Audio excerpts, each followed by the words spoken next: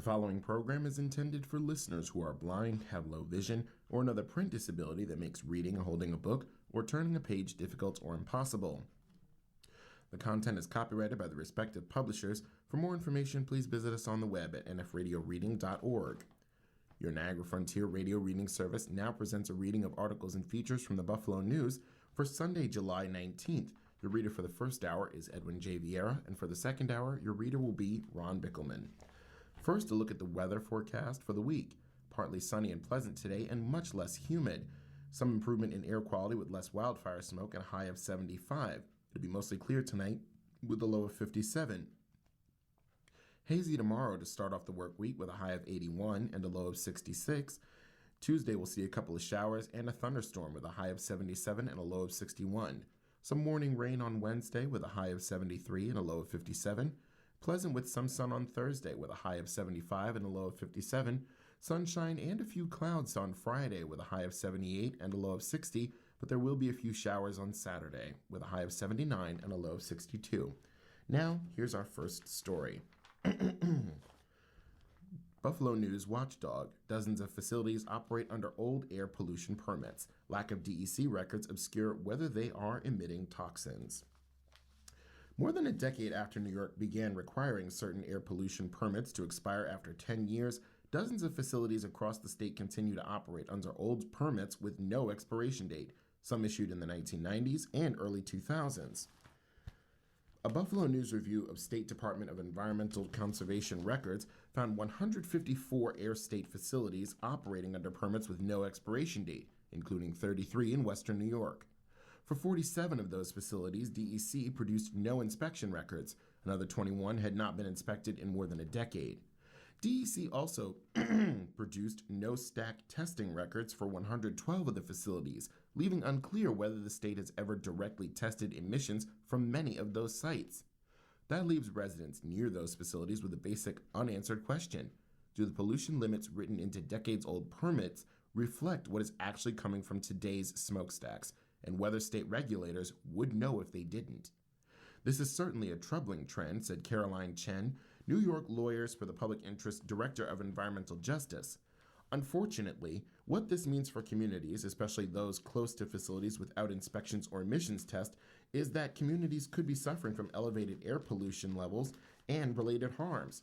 Facilities with air state facility permits include asphalt plants, hospitals, quarries, chemical manufacturers, mines, food producers, and electronics manufacturers. Islashem LLC on Grand Island, Markin Tubing in Wyoming County, Thermal Foams in Buffalo, Nestle Purina in Dunkirk, and Goodyear Chemical Plant in Niagara Falls are among the 33 air state facilities located in the region operating on decades-old permits without expiration dates. Chris Murowski, Executive Director at the Clean Air Coalition of Western New York, said the issues with air state facilities are indicative of a larger permitting oversight problem in New York. We can resolve some of these problems if we were to adequately staff the DEC, Murowski said. We shouldn't have to wait for problems to arise at these facilities or for residents to start complaining about health issues or smells. We should be able to trust the DEC to protect us, but unfortunately, I don't think we can. The news requested interviews with the DEC to better understand how the permitting program works and to ask questions about the lack of testing and inspections. However, on-the-record interview requests were denied, and the agency sent emailed statements instead. The DEC told the news that most air state facilities aren't required to be inspected or emissions tested regularly.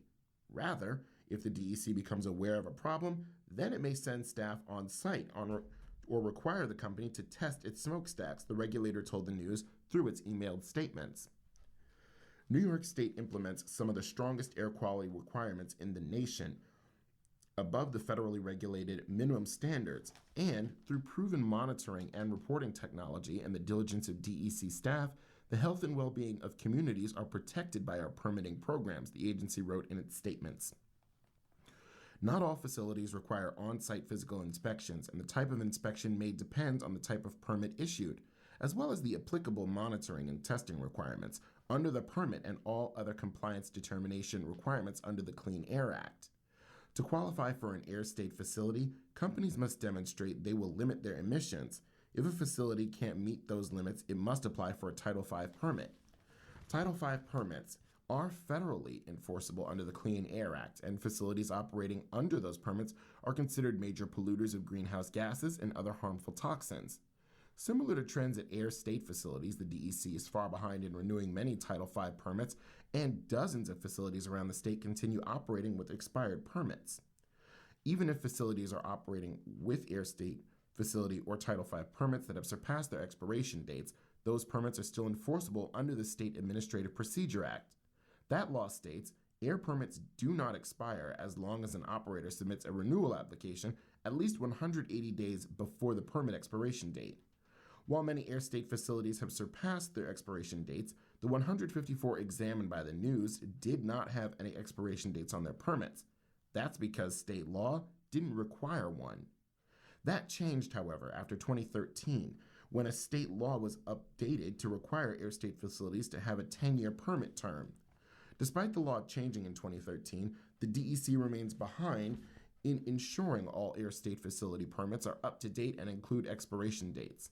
The oldest air state facility permit in New York was issued in 1997 to Thermal Foams located off Kenmore Avenue in Buffalo. While that facility was inspected in 2021 and no issues were identified, there's no record indicating whether it had undergone recent emissions testing. Another facility on Grand Island, Isle Chem, was issued a permit in 1998 with no expiration date. Isle Chem has not been inspected since 2005, and no emission test records were released to the news. The company didn't return multiple requests for comment. Inspections are intended to find issues with facilities, and they sometimes do. ADM Milling Company off Ganson Street in Buffalo was found in a 2021 inspection to be failing to report the use of certain fumigants to control pests. The fumigants, Cordovap, VapX, released a hazardous air pollutant, 2.2 diochlorovinyl dimethylene phosphate, or dichlorvos, into the air. In its inspection, the DEC noted it has strict limits on the amount of hazardous air pollutants that can be released at facilities, and that an updated permit would address the issues found during the inspection. But the DEC has yet to issue a new permit for ADM Milling, whose permit was issued in 2005. July congressional sprint off to a stumbling start. News from Washington. Republican leaders laid the ground for a final dash to pass partisan legislative priorities before the August recess, but if this week was any indication, it won't be an easy run. First, Washington was struck by the sudden death of Senator Lindsey Graham, Republican of South Carolina, on July 11th. Moving quickly, South Carolina Governor Henry McMaster chose Graham's sister, Darlene Graham, to serve out his term, and she was sworn in on Tuesday. The House saw a few notable wins early in the week, including successful maneuvering from Speaker of the House Mike Johnson, Republican of Louisiana, to get past a legislative blockade that had halted floor action before the Independence Day holiday. Lawmakers went on to advance their fiscal 2027 State Department funding bill. But the winds began to change once Johnson and the White House unveiled their $95 billion reconciliation package funding the Iran war, farm aid, and voter ID measures, a price tag that includes no offsets. Republicans in both chambers raised concerns about the bill's lack of pay-fors despite a visit from Vice President J.D. Vance, who hoped to rally support for the package. Johnson appeared to win over Republicans on the House Budget Committee, who advanced the budget blueprint in a party-line vote on Thursday. But Senate Majority Leader John Thune, Republican of South Dakota, told reporters on Thursday that there are hawks in his conference, quote, who want it all to be offset. Then you got the question on germaneness and what threshold amendment votes would be at and whether or not we can win them all, he said. It's a very uneven path. The option's open. We'll see what the House can execute on. But again, I can't make any guarantees over here. Math remains Thune's number one problem. He would have to keep his skinny majority, made slimmer by the extended absence of Senator Mitch McConnell, Republican of Kentucky, together during a 2-day Votorama series as more of his conference find their independent voices. But at the core of the GOP's mess remains the White House's push for the Congress to pass the so-called SAVE Act, a package of voter ID requirements and election overhauls. The instruction to the House Administration Committee is intended to produce a measure similar to that legislation, which would require proof of citizenship to register and ID to vote. That measure doesn't have the votes in the Senate needed to become law. Senator Tom Tillis, Republican of North Carolina, told reporters, "Let me tell you what won't get done. If we keep on layering layers of complexity like another bogus attempt at the SAVE Act, then we're never going to get anything done. Let's be real.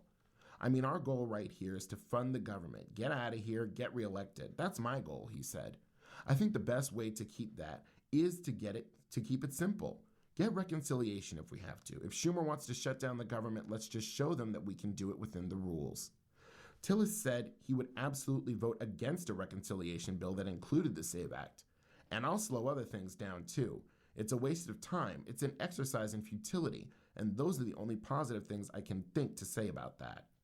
Thune told reporters on Thursday he was reserving judgment based on what the House is sending over, but conceded it could be a non-starter in the Senate. The NDAA and Israel. Meanwhile, Democrats in the Senate blocked a motion to proceed to the $1.15 trillion National Defense Authorization Act. The 50-46 vote on Thursday fell short of the 60 votes needed, registering Democrats' objections to the Trump administration's handling of the Iranian conflict. Republicans want the Senate to take up the NDAA, the defense bill, as though none of this is happening, as though Congress can debate the nation's central national security bill, while ignoring the nation's most urgent national security crisis, Senate Majority Leader Chuck Schumer, Democrat of New York, said on Tuesday. "We can't." Meanwhile, House Democrats faced their own internal squabble Wednesday when leadership split on an amendment to the State Department funding bill from Representative Thomas Massie, Republican of Kentucky, that would have blocked billions in U.S. military aid to Israel. House Minority Leader Hakeem Jeffries, Democrat of New York, voted against the amendment, while Minority Whip Katherine Clark, Democrat of Massachusetts, and more than 100 other Democrats voted for it. The amendment was overwhelmingly rejected, 314 to 104, but the vote laid bare divisions within the party over support for Israel. Blanche and Clayton.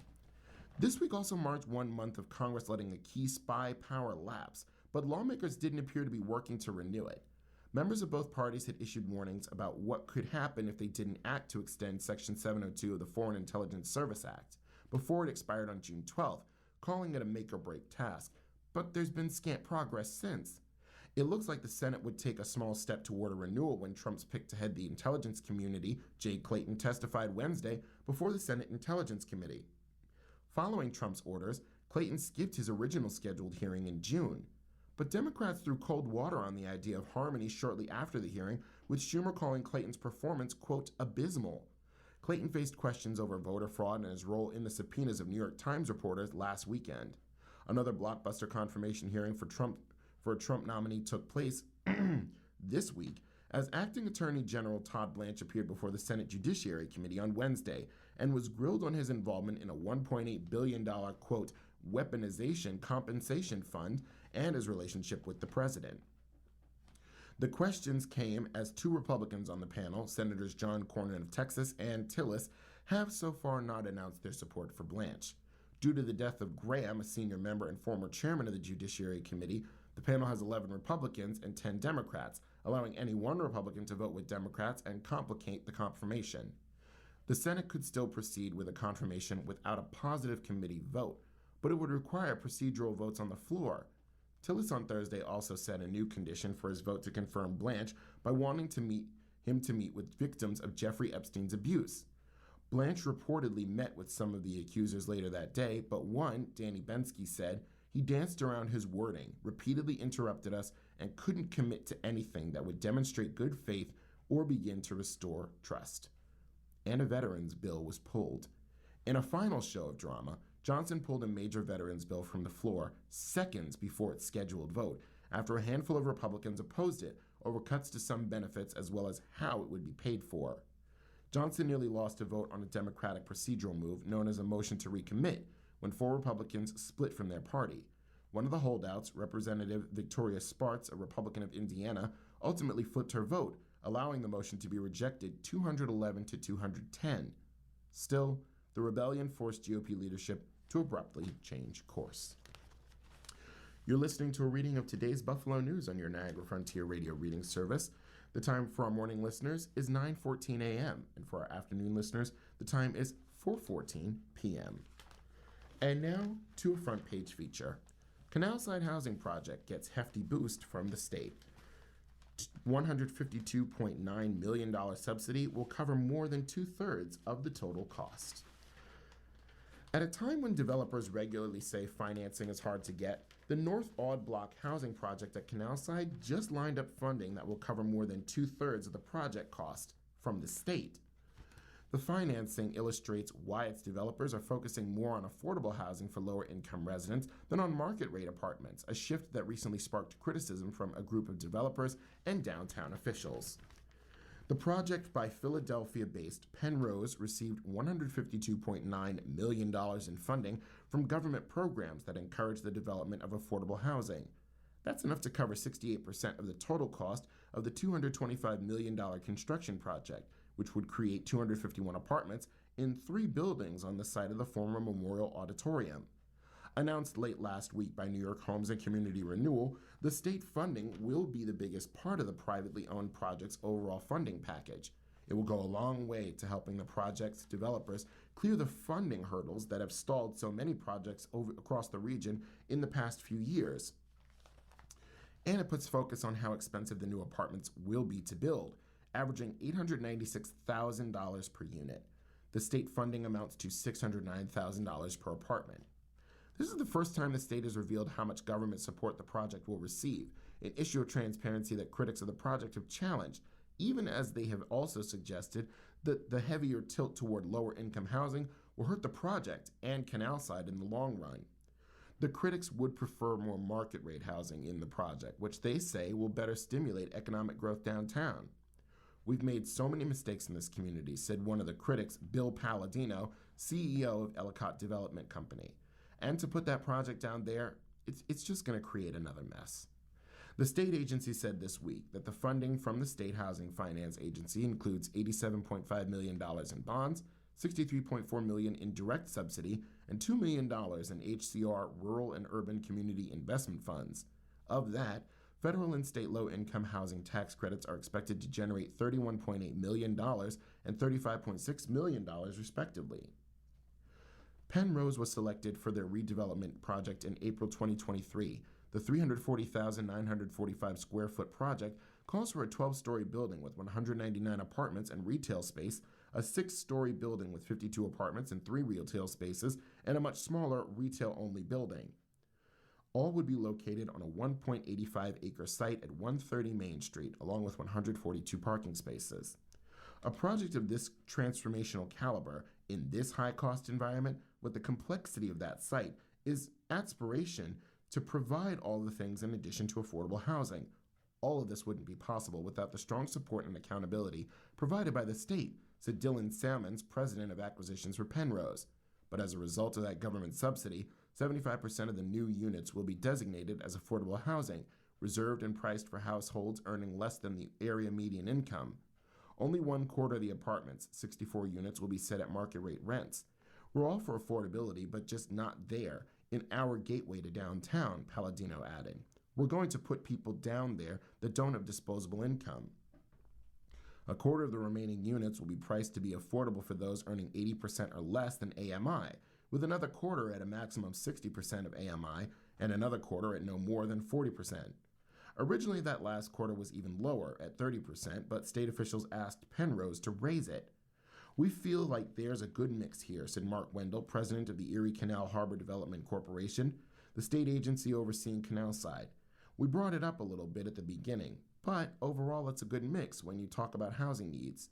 Housing advocates applaud the opportunity. The North Aud Block development is an important step toward expanding affordable housing in downtown Buffalo, said State Senator April N.M. Baskin. But affordable housing is not necessarily the same as low-income or public housing. The 80% AMI level is often described as workforce housing, aimed at early career teachers, nurses, police officers, firefighters, and other public sector employees, or workers earning lower salaries who are priced out of full market rate units. State officials, Penrose, and housing experts also say rents on workforce housing in Buffalo are essentially at the market rate anyway, so the project mix is really split equally between market rate and affordable. Rents will range from a low of $757 per month for a 1-bedroom unit at the 40% AMI level to as much as $2,950 for a 3-bedroom market rate apartment, according to ECHDC. Rents at the 80% AMI level are about $1,900, Wendell said. But critics like Palladino and downtown investor Larry Quinn disagree. They're part of a larger group of 6 developers and a prominent trial attorney who are critical of the Penrose project. Affordable means the working stiff who has a tough time making a living, and you're helping them with housing. Low income to me is a different thing, said Quinn, who represents Rochester businessman Tom Golisano and the Golisano Institute for Business and Entrepreneurship, which is opening in the former Buffalo News building next to Canalside. I wouldn't characterize this as half market, half affordable. I would say it's half low income, maybe 25% affordable, and 25% market if you can get it. Everyone keeps calling it workforce, but let's not kid ourselves, Palladino agreed. At the end of the day, it's going to be all affordable. And now on to world news. Ukrainians adapt as Russian goes on, quote, human safari. Nikopol in southern Ukraine rarely makes the headlines, overshadowed by the threats to the occupied Zaporizhzhia nuclear plant directly across the river. But this city on the front line of Russia's full-scale invasion has been attacked almost every day since the war began, local authorities say. Its proximity to Russian military positions, just 2 miles away on the other bank of the Dnipro River, means civilians face a heightened risk of attacks by short-range Russian drones. We've actually grown somewhat accustomed to the danger, though the feeling of fear never really goes away, said Oleksandr Vorstiev, a poet who also runs a local charity that provides hot meals for elderly and disabled people. It's very scary, and it's scary for me, if you can imagine how older men and women feel when they come to our volunteer center. Horrifying video posted by authorities in June showed a small Russian drone target an elderly woman in a wheelchair, an attack that killed 3 people, including the 87-year-old woman and her son. In April, 4 more people were killed in a drone attack on a city bus. Those are just 2 examples of the Russian FPV, first-person view, drones, attacking civilians rather than military assets, a phenomenon that's also playing out in the frontline cities of Kherson and Kramatorsk. Russia has repeatedly claimed it is targeting Ukrainian armed forces threats in Nikopol, despite evidence to the contrary. In recent months, drone sightings in Nikopol have increased from 2 to 3 per day, to about 3 an hour, Vorstiev said. The continual drone threats have forced civilians here to change their everyday behaviors to avoid becoming victims of what they call Russia's human safari. They try not to stand in outdoor spaces like bus stops, schools, and kindergartens have been closed, and civilian services like the Ukrainian National Post Office and city buses are routinely suspended. People are afraid to walk in the street, but they're adapting to the new reality, Vorstiev said. We keep our heads up all the time. We no longer look down at our feet. Before the full-scale invasion, Nikopol had around 100,000 people and was mostly known for the strawberries it grows for the Ukrainian market. Today, local officials estimate that half of the population has left. The city's emptying before our eyes. The situation is very dangerous, and there are more and more attacks every day, said Alexei Krylyov, who has worked in the freight transportation in Nikopol for more than 2 decades. Since the war began, his focus has been on facilitating evacuations, then on his transportation business, he said. Over the past 4 years, he's learned to distinguish between combat drones and the slower-moving reconnaissance drones, and although fear has dulled, it has never gone away. Only fools are not afraid, Krylyov said. But there's anti-drone innovations. Nikopol is increasingly being covered with overhead fishing nets that can trap FPV drones, a new Ukrainian reality in almost all the frontline cities. Locals said they are working to expand the netting that covers roads to their sidewalks to make it safer to walk around. The drone threat has also driven other innovations, like notifying civilians of incoming drones via a warning app. Some companies and emergency workers have also been equipped with drone detector devices called Shukas. Experts say the relatively simple handheld detection devices, which beep when a threat is incoming, can be effective for tracking drones that operate on an analog radio frequency, but they're unable to identify drones that fly on preset paths, use fiber optic cables, or have digital signals. It's better than nothing, but it's not a silver bullet, said Carmine Clementi, a professor in radar systems at the University of Strathclyde in Scotland. It can give you probably a couple of minutes, at least to get off the bus and try to get sufficiently far away enough to hide. The devices made by the Ukrainian company Bluebird Tech are being marketed to the civilian sector even more than the military, according to Katarina Bondar, a senior fellow at the Washington-based think tank, the Center for Strategic and International Studies. The devices have been adopted throughout frontline areas by bus companies, drivers, emergency volunteers, and medics, as well as military personnel, she said. Every civilian can become a target because, unfortunately, Russians are using those regions to train drone pilots or just to create psychological campaigns when they hunt people, said Bondar, an expert in defense innovations and a former advisor to the government of Ukraine. In Ontario, placation is followed by a wall of smoke. At first, all Mia Pavlova could see was a thick wall of smoke. From her home in Namayagu-Sisagan, First Nation, northwestern Ontario, the smoke appeared close. But the remote Indigenous community said that last Monday, they were told by the Ministry of Natural Resources there was no immediate danger. Within hours, they were fleeing for their lives. It was all very fast-paced. There wasn't much time to think about what was happening, Pavlova said. She grabbed a wet towel before squeezing aboard a small aluminum boat with 5 other people, 3 dogs and a cat. The isolated community, also known as Collins First Nation, has no road access, only a railway line in Collins Lake. Pavlova couldn't fully grasp the scope of the danger until her boat pulled away. All you could see was orange and gray, and it was very dark, she said. But as they sailed away, she could finally see just how close they'd been to the fires. When I was going across, maybe about the second island, that's when I watched it. I could just barely see the flames reach the shoreline, and it was a very thick wall of smoke that followed it very quickly. If we'd waited any longer, we would have been dead. Only 25 members of the community's roughly 60 members were in Collins when the fire arrived. Residents say that likely saved lives as people crowded into aging 12 and 14-foot aluminum boats, many powered by decades-old motors. Many had to leave their pets behind. The fires that devastated Collins are part of a wider wildfire emergency unfolding across Canada, where 889 active fires were spreading as of Thursday night, according to the Canadian Wildland Fire Information System. Of those, 163 active wildfires are in Ontario, according to the province's Ministry of Natural Resources. But it's a dire thought. Mia remembers the escape itself being just as terrifying as the fire. It was very scary, she said. There were quite a few times it felt like we were about to tip. Their boat faced strong waves during the roughly 40 minutes it took to sail from the northern to the southern part of Collins Lake. Shortly after leaving the shore, they struck a rock and nearly flipped. Mia's mother, Chief Helen Pavlova, wasn't in the village when the fire broke out. She said a fire official had told her earlier that there was no immediate danger, insisting the smoke residents were seeing came from a smoldering fire much further away. Chief Pavlova remembers the moments of agony when she couldn't reach members of the community during the evacuation, including her daughter and 2 sons. All I could think was, they're gone. My children are gone. My community is gone, she said. There are no words to explain the relief that I felt when I knew everybody got out. But just like all other houses in Collins First Nation, her home was completely destroyed by the fire. At a press conference with Ontario Premier Doug Ford, government officials said the fire had started unusually close to the community in Collins, leaving little time to respond. The government said that it would review its response to the situation. The destruction of Collins has become one of the starkest examples of the devastation caused by the fires this week.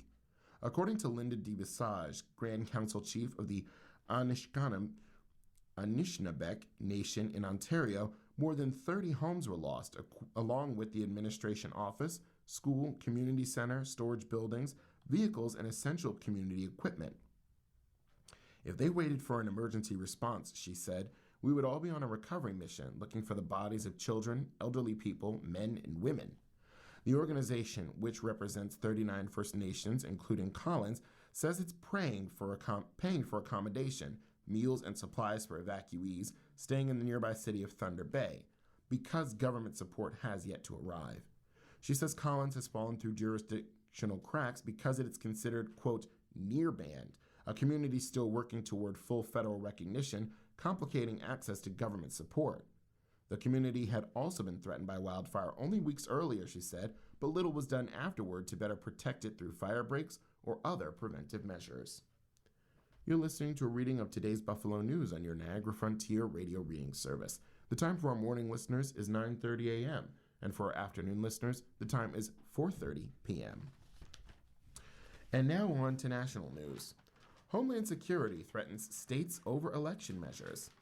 Homeland Security Secretary Markwayne Mullin threatened state officials with fines and criminal charges on Friday if they don't comply with election security measures as President Trump renewed false claims of past election fraud. At a news conference on Friday, following the Republican president's primetime address on election security the night before, Mullin outlined steps the Department of Homeland Security wanted states to take to ensure people who are not U.S. citizens can't vote.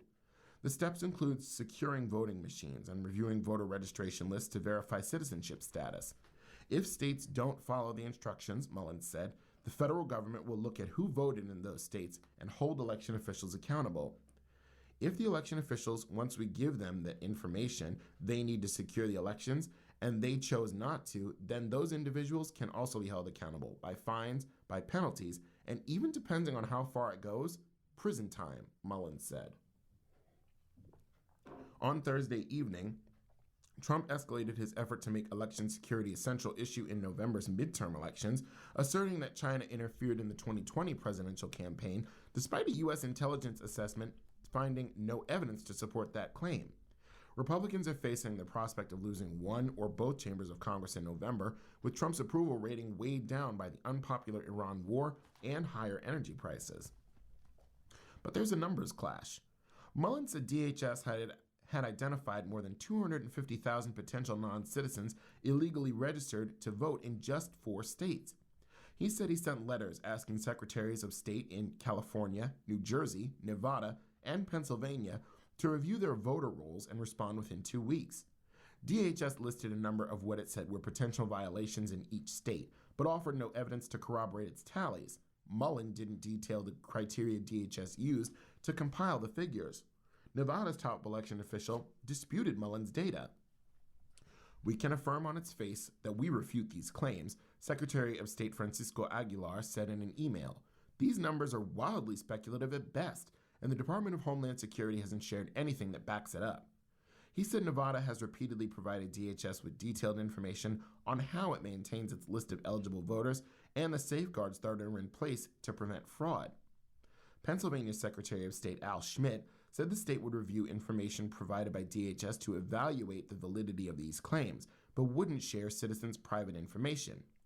Every person in Pennsylvania must verify their identity before voting, he said, adding, quote, all evidence has shown non-citizen voting is extremely rare across the country, including in Pennsylvania. California didn't respond to a request for comment from the DHS letter. New Jersey referred to a joint statement from 24 Democratic governors criticizing Trump's false claims about elections as attempts to intimidate and silence voters. Courts have blocked Trump's administration from efforts to obtain state voter rolls, dealing a blow to its effort to boost the federal government's role in elections. And then there's the voting machines. Trump has spent years raising doubts about electoral outcomes, falsely asserting his 2020 loss to Democrat Joe Biden was rigged. He also advanced other false claims, including that mail-in balloting is rife with fraud, voting machines are untrustworthy, and non-citizen voting is widespread. Numerous courts and vote recounts found no evidence of large-scale fraud in the 2020 election. During his comments Friday, Mullin said that foreign adversaries, quote, have parts that are vital pieces in our voting machines and that they can access what they consider the key to the back of these machines. He added the adversaries can change voter registration and your vote. We know it's possible. But Mullin didn't provide evidence for his claims. There have been no known attacks by foreign countries to manipulate U.S. elections directly. Mullin also said the Cybersecurity and Infrastructure Security Agency will release an updated election infrastructure plan within 30 days. CISA did not immediately respond to questions about the updated plan. President's election data claim is not keeping Xi from U.S. visit.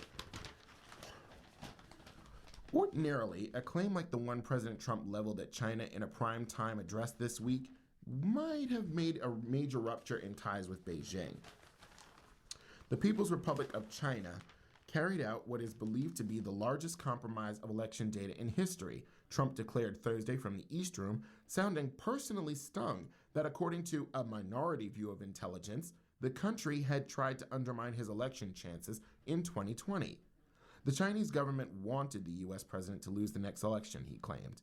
The reason they wanted me to lose is because they knew I was wise to them, charged them billions and billions worth of tariffs, and built the strongest military anywhere in the world. The assertions were, if neither were new nor entirely backed with evidence, and drew immediate indignation from Chinese officials.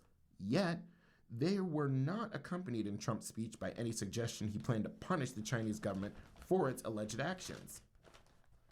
By the next day, a White House official said a planning for Chinese leader Xi Jinping's lavish state visit to Washington in 2 months was continuing apace. They offered no answer when asked whether Trump planned any repercussions for China in response to what he claimed was a data breach of historic scale. And Trump, speaking at a World Cup reception in New York, mused that the next time the U.S. hosts the tournament, it should partner with Beijing. We do China, United States, so you have a short fight in between games. The players would love that, he said, crediting the idea to FIFA head Gianni Infantino, but he didn't mention the election claims. It was a different story for American intelligence officials who Trump alleged had withheld the China information from him during his first term. He tasked 4 separate federal agencies with investigating, instructing them to, quote, fire those involved in the cover-up and file criminal charges, if appropriate, against these people. The difference in approach laid bare Trump's fixation on relitigating the 2020 election, which he lost to Joe Biden. But it was also evidence he has little interest in upending what has become a fragile balance with Xi after a fraught first year back in office. In some ways, Trump's speech Thursday marked a departure from the tone he struck in recent months towards China and its leader, with whom he has worked to cultivate personalities over the course of several in-person meetings. I'm a big fan of Xi, Trump said at this month's NATO summit in Turkey, praising the country for mostly staying on the sidelines of the war in Iran, despite fears early in the war that Beijing could provide Tehran with military assistance. After Trump levied his election accusations on Thursday night, China's foreign ministry responded by saying that he had no factual ground. China adheres to the principle of non-interference in other countries' internal affairs. We have no interest in interfering in the U.S. elections and have never done so, spokesperson Lin Jian said, offering criticism of the U.S. and alluding to the negative impact of the claims could have on U.S.-China ties. We urge the U.S. to reflect on its own behavior, stop unwanted vilification of China, and act more in ways conducive to China-U.S. relations. So what's improving stability? Stabilizing ties has been a priority for Trump's administration recently after a bruising year of tariff standoffs. Xi hosted Trump for a pomp-filled state visit in Beijing in May, and the two leaders plan to meet again in Washington in late September. Trump has also suggested he may return to China this year for the Asia-Pacific Economic Cooperation Summit in November in Shenzhen, and Xi could visit the United States for the Group of 20 summit Trump is hosting in Florida. In all of his engagements with Xi over the past year, Trump has never made public mention of Chinese attempts at hacking U.S. infrastructure, let alone sensitive election data. That's despite the FBI cyber experts investigating multiple sophisticated Chinese cyber espionage campaigns aimed at U.S. government and corporate secrets. The documents the Trump administration released on Thursday, while lacking any evidence for major election fraud or efforts to change votes, did reinforce just how voracious Chinese intelligence services have been in collecting information on Americans, and provided fresh evidence of the lengths Chinese hackers allegedly went to spy on senior U.S. government officials and the 2020 presidential campaign of Joe Biden. One Chinese hacking group was using techniques to track the email accounts of Biden campaign staffers, suggesting that the Chinese operators are mapping out the target network for follow-on approaches, possibly including tasking campaign staffers' email accounts in the Chinese military's signals intelligence system for collection, one declassified intelligence report said. Other reports in the collection of documents assert Chinese government actors have been downloading voter registration information in numerous U.S. states. In some cases, the information was already publicly available, and there's no mention of China actively exploiting the data on voters it collected or stole, nor that they access systems in a way that would allow them to change a person's vote. You're listening to a reading of today's Buffalo News on your Niagara Frontier radio reading service.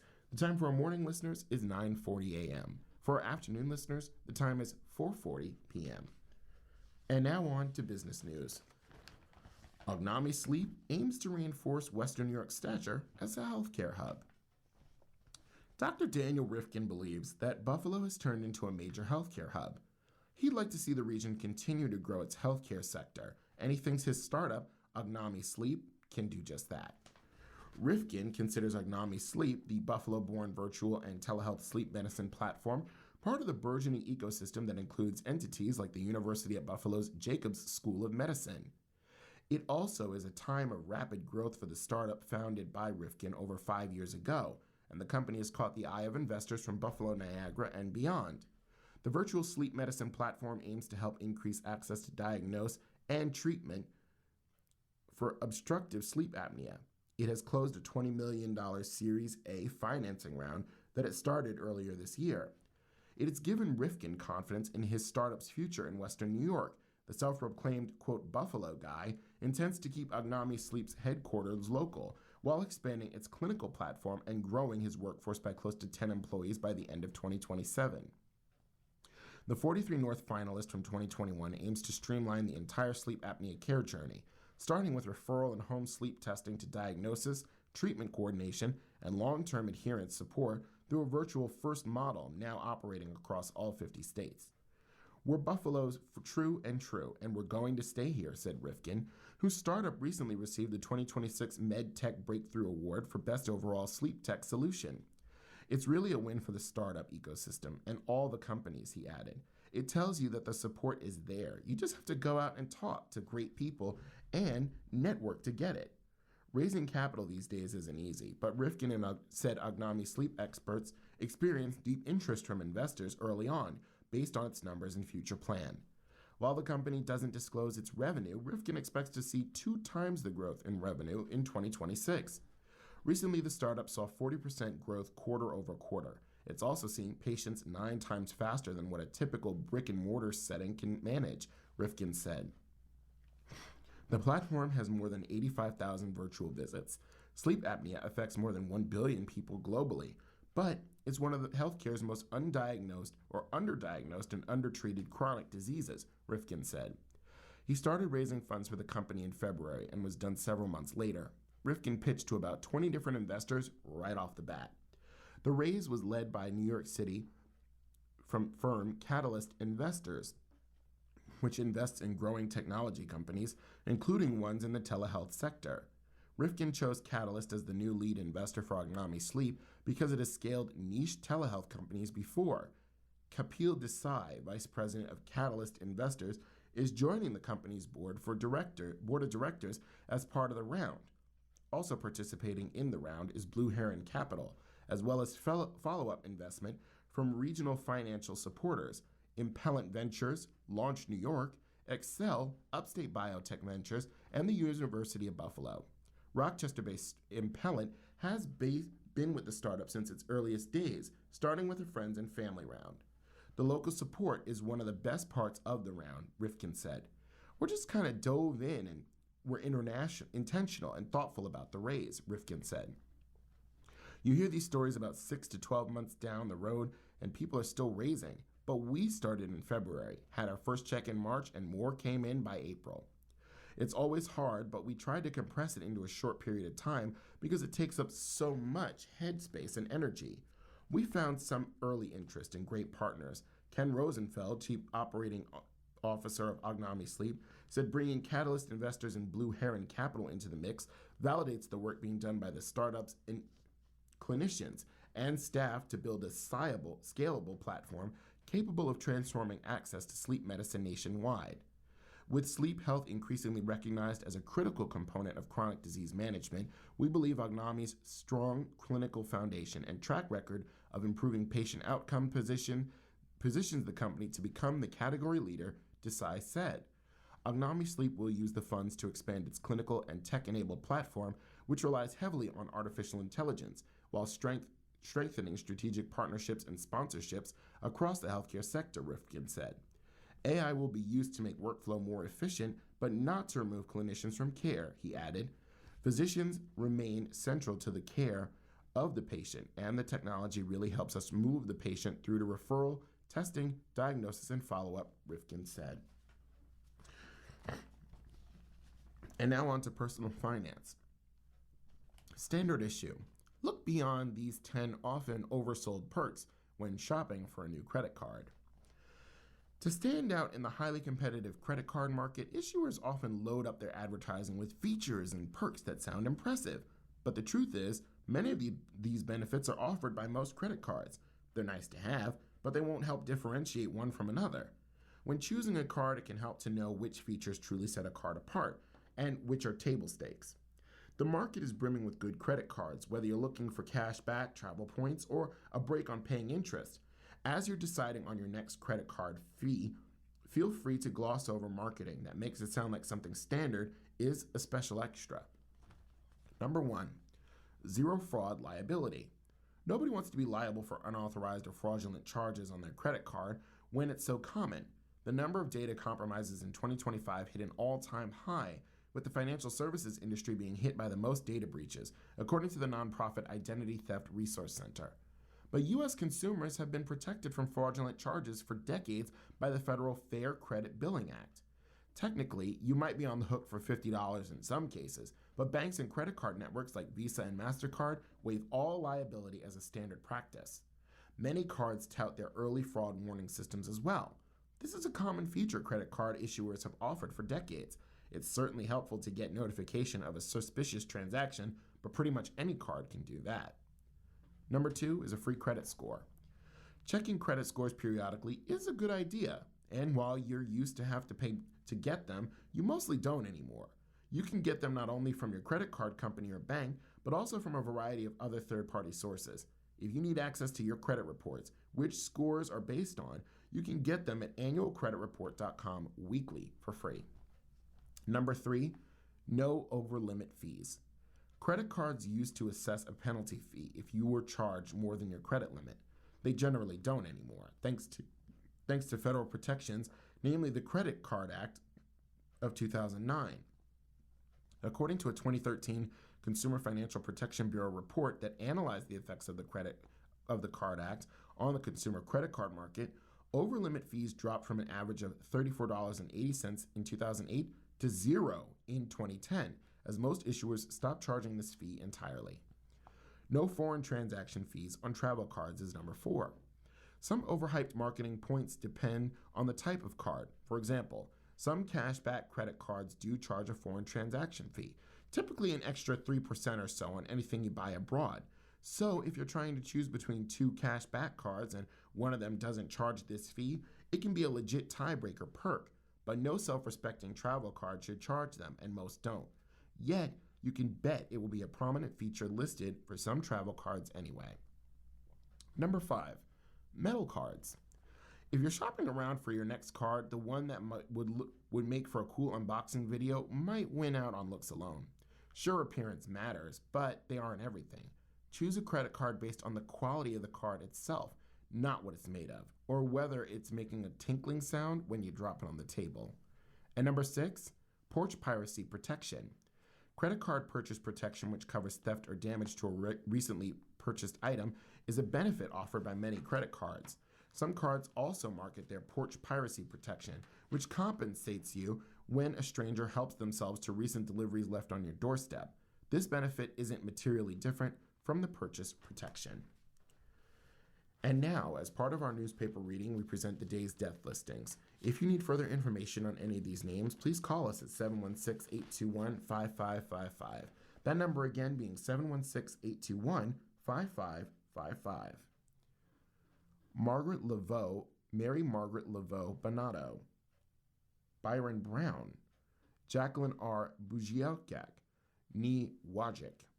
Robert J. Bulgar. Ulysses Busmalis. Sean Byerly. Carol Antulich Cantrell. Patricia N. Card, Ni McNamara. Barbara C. Cordell, Ni Veo. Norman R. Darzuka. Thomas G. DiNardo. David Dombrowski. Edward J. Jake Dziekan. Jeremy K. Egana. Dolores Marie Fitzgerald. Rita A. Foti, ni Carbone. Bernadette Geiser Sr., RSM.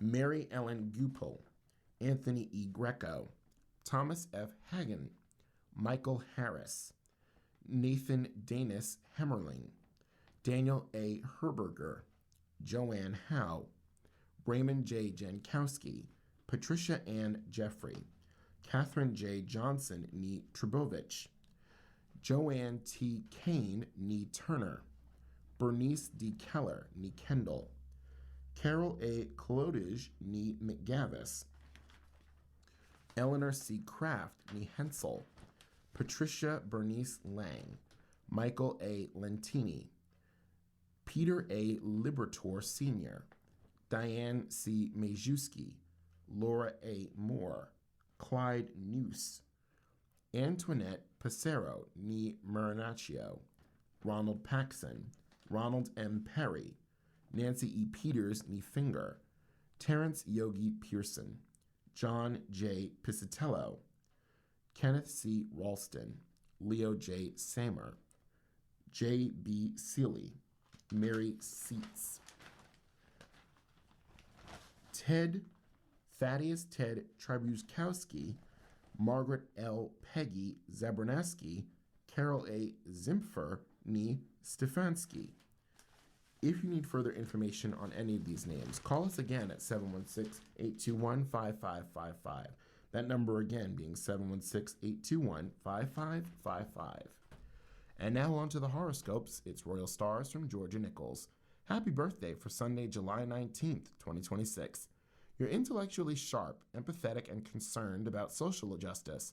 You have high energy and a great sense of humor. Take inventory of your life because it's time to let go of people, places, and things that have held you back.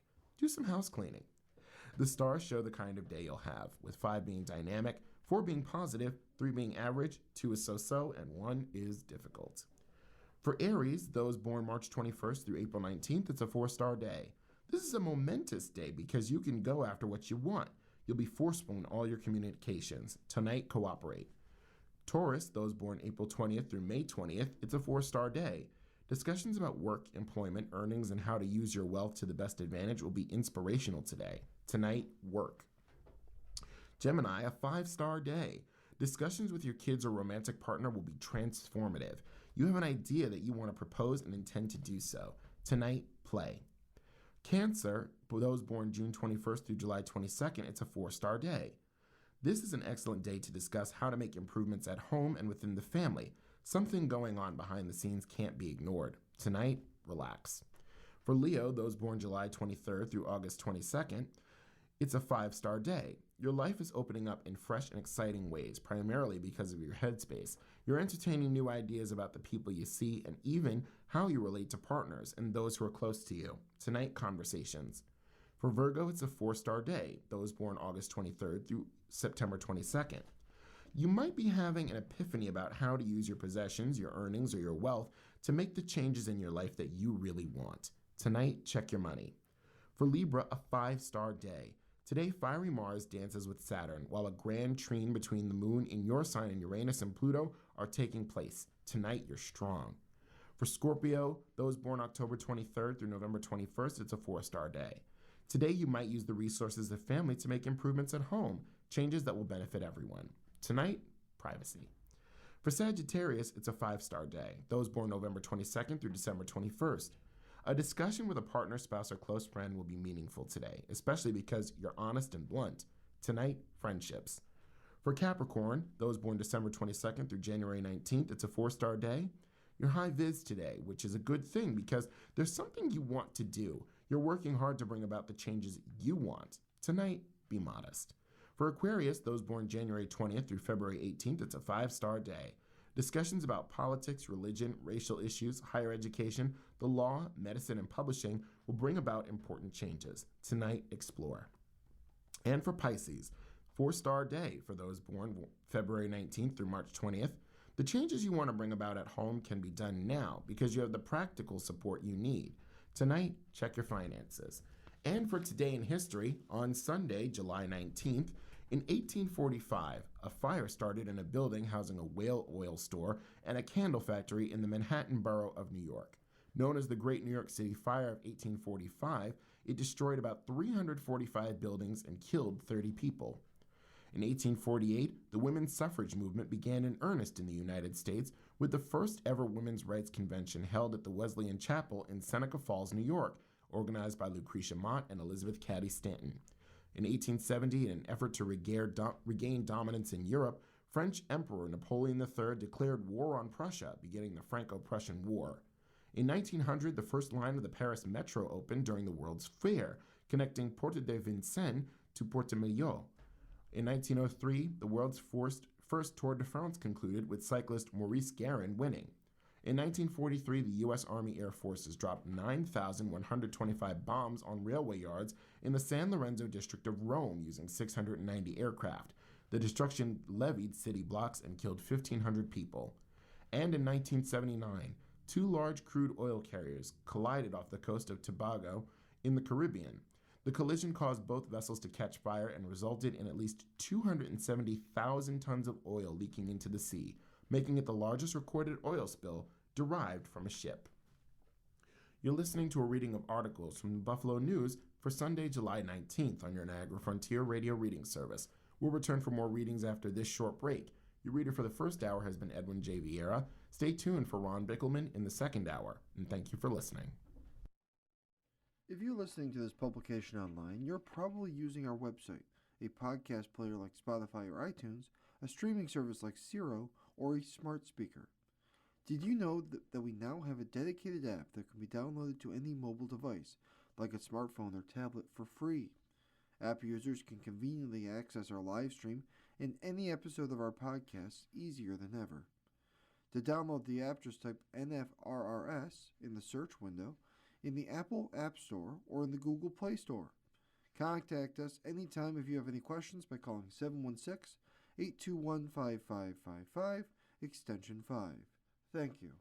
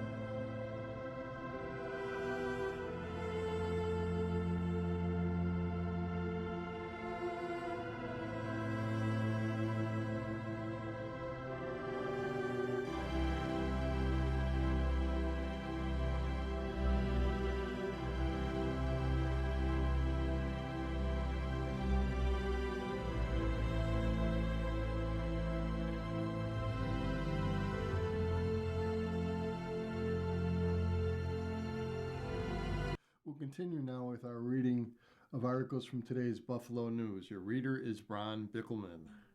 In city and regional news, Clarence neighbors lose fight to keep out Tim Hortons, but war of words rages on. Clarence residents who went to court to block Tim Hortons from opening at a well-traveled intersection in the town lost their legal fight after a judge ruled their case was half-baked. Harris Hill residents against Tim Hortons drive-thru had sued the town and Benderson Development Company for arguing the conversion of a former bank into a Tim Hortons wasn't allowed under the town's regulations. But State Supreme Court Justice Raymond Walter recently found the residents waited too long to sue and neglected to pursue their other town-level appeals they should have tried first. We're disappointed, said Herbert Gunther, an organizer of the project opposition. He insists the town was wrong to permit a Tim Hortons at this intersection because of how much traffic the cafe will generate. Clarence Supervisor Patrick Casilio lauded the judge's dismissal of the residents' legal challenge. He said the town acted appropriately in reviewing and approving the plans and site is well suited for a Tim Hortons. It's not clear when something will happen at the site, but hard feelings stirred up by the coffee shop fight linger. The residents' lawyer, Michael Purley, deemed the situation slimy in an email to Gunther, who later shared the message on social media. Casillo said he was deeply offended by the characterization of the town's actions. The attorney said he also regretted his poor choice of words. That's a very unfortunate term. Casillo said, the attorney said he regretted the poor choice of words. It's a very unfortunate term. Purley said in an interview, if I could pull that back, I would. Traffic fears raised. The 0.6 of an acre property at the center of the dispute sits at 8503 Main Street at Harris Hill Road. The site is close to Harris Hill Elementary School, Nativity of the Blessed Virgin Mary and Catholic School. Kelton Enterprises, the region's largest Tim Horton franchisee, had struggled since early 2024 to win town approval for the new drive-through restaurant there. Kelton eventually submitted a new proposal to use the existing bank building as is, with only internal changes to the property, and transferred the application to Benderson Development, the property owner. Some Harris Hill residents had attended town board meetings and turned social media to raise concerns about the project's impact on the neighborhood, mainly the congestions Tim Hortons would bring. To their frustration, town officials decided the revised proposal now needed just a change of use approval and only minor modifications and lower standard of review, with the tragic traffic concerns no longer a factor. In response, Gunther and other residents joined forces to file a complaint known as Article 78 petition against the town of Clarence, its planning board, Benderson Development, Kelton Enterprises. Residents sued town developer. The suit claimed the bank's drive-through was non-conforming use of the property under the town code. Such uses can't be revived if more than 12 months had passed since the facility was in operation, the suit contended. The bank branch at the site ceased active operations in June 2022, while Kelton didn't come into town with its plans for a Tim Hortons until 2024. That's why for a drive-through to reopen, it's required more substantial site changes according to the complaint. For example, the bank drive-through window is 67 feet from the road, less than 80 feet now required by town code. The petition filed in January, and Walter presided over oral arguments in June, according to court records. Albany-based Benderson attorney John Henry joined the town's lawyer, Charles Roberts, raised several objections to the lawsuit. Henry argued Gunther lacked standing to bring the suit because he lived too far away to feel any negative project effects. And he said the project critics had other options, such as appealing to the town zoning board of appeals they needed to pursue before suing. Hurley, representing the residents, said Gunther had standing because of the traffic problems the project would produce. He also said Clarence's approval of the project raised timely legal questions that require judicial review. Judge tossed his lawsuit. Walter's decision didn't address the merits of the complaint. Instead, while he found Gunther and his neighbors had standing, he agreed the group had waited too long to Sue and its members had not exhausted town-level remedies as required before filing. Clarence and Benderson officials welcome Walter's dismissal of the complaint. Continuing along now, Hamburg may be the best bet for a stadium area hotel. Developers interested in putting a multi-level hotel right next to the Buffalo Bills' new stadium in Orchard Park may wind up being more attractive to the town of Hamburg for their plans. Hamburg, which borders the stadium in Orchard Park, is close to approving a plan to rezone the area around the new stadium that would allow for up to 6-floor hotels outside the 1,000 feet closest to the stadium. The rezoning would include most of the 100-acre parcel of SUNY Erie Community College that's expected to be up for sale later this year or next year, and many believe is the most ideal space for the stadium area hotel to be built. Larger hotel, which has been missing for years from the area, is critical to providing a place for fans to stay, as well as making the area surrounding the $2.2 billion stadium year-round destination for visitors to do more than just attend a game. Town of Orchard Park rezoned multiple areas around the stadium to make them more developer-friendly, but the spaces in the closest proximity to the stadium have maximum building height of 2.5 stories. The town is encouraging more hotel development a little farther from the stadium around the Quaker Crossing Plaza. Gives Hamburg a distinct advantage in attracting big-name hotel provider or developer that has a plan for a mixed-use development that includes a multi-story hotel. Whether it's Orchard Park or Hamburg, we are the communities that directly surround the stadium, and we want it to look good to be exciting. Town of Hamburg Supervisor Beth Farrell Lorenz said Thursday after introducing Alumni Park and Buffalo Legacy Trail as part of the effort to create the year-round destination around the stadium. Officials have been working on a long-term plan to create a stadium district in Hamburg that capitalizes on the opportunities that come with the new building and popularity of the team. Little ancillary development has occurred in the 5 decades since the team moved to Orchard Park. After mulling zoning changes for the last 2 years, the town is closing in on approving a new stadium impact area distinct that would allow for a mixed-use development, hotels, restaurants, entertainment-based development, retail development, residential, athletic fields, and open space. We want to do right by the $2 billion project that impacts a lot of people, Farrell Lorenz said. Hamburg's best opportunity to make a splash will likely be on the significant remaining property of the former SUNY Erie South Campus, just a stone's throw from the stadium. Now it's on the west side of Abbott Road. Farrell Lorenz said the town has been more proactive about the transition of the South Campus and its eventual sale once all classes are taught out there. Town officials have been in regular contact with the county about it, she added. Also, the town hired a consulting firm about a month ago to help while reviewing the conceptual plan for rezoning and stadium area the campus had in mind. Additionally, town officials have talked to a local fire company covering the South Campus to get their input about bringing a hotel to that area. Bills requested that no building be higher than 2.5 stories within 1,000 feet of the stadium for safety and security purposes. And that does not encompass much property in Hamburg. Nearly 95% of the ECC property is beyond the 1,000-foot mark, Farrell Lorenz said. Local developers have said the ECC campus is primed for redevelopment into a stadium entertainment attraction or town center, which combines housing with shopping and recreational attractions that could make the stadium and surrounding area more of a year-round experience. In Hamburg's proposal to rezone the stadium impact area, developers will be allowed to build a hotel up to 6 floors high neighboring the stadium as well as the McKinley corridor. A multi-floor hotel is probably what's most needed. In Orchard Park, where there is not a single hotel in the village, only 3 one-floor hotels in the town, all Southwestern Boulevard. Most efforts over the years to build large hotels in the municipality have been thwarted by officials wanting the area to remain quaint. Over a year ago, Erie County Executive Mark Poloncarz said he believed Hamburg would likely be a place where bigger hotels would be built and may have been into something. He said at the time zoning in Hamburg had been more enticing to developers over the years, which resulted in the creation of a busy district on McKinley Parkway within a few miles of the stadium. Orchard Park adopted new zoning for the area around the stadium in October, and it hopes to spur development once the stadium is completed in 2026. There has been little spin-off development in the area of the stadium since the team moved to Orchard Park more than 50 years ago, but it's not stopping local officials from imagining the possibilities.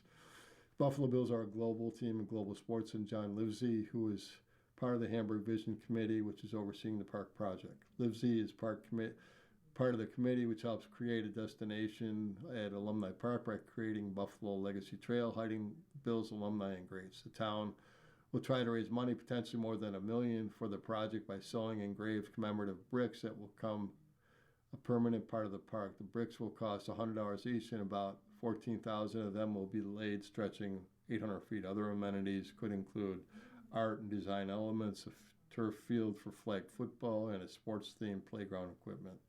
Stadium theme park is the first step in the building momentum towards what the town hopes is a significant development happening around the stadium that's compatible with the area and sustainable to the future. Sometimes steps move quicker and sometimes they move slower, but it's incumbent on us to keep the ball rolling and moving forward, for Lorenz said.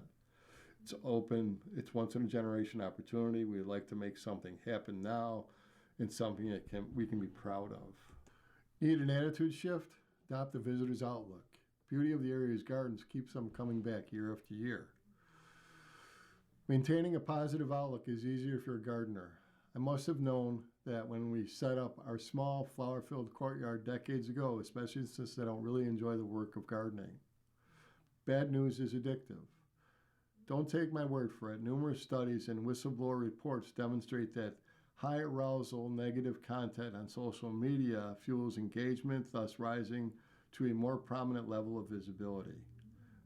They call it negative sentiment dynamic.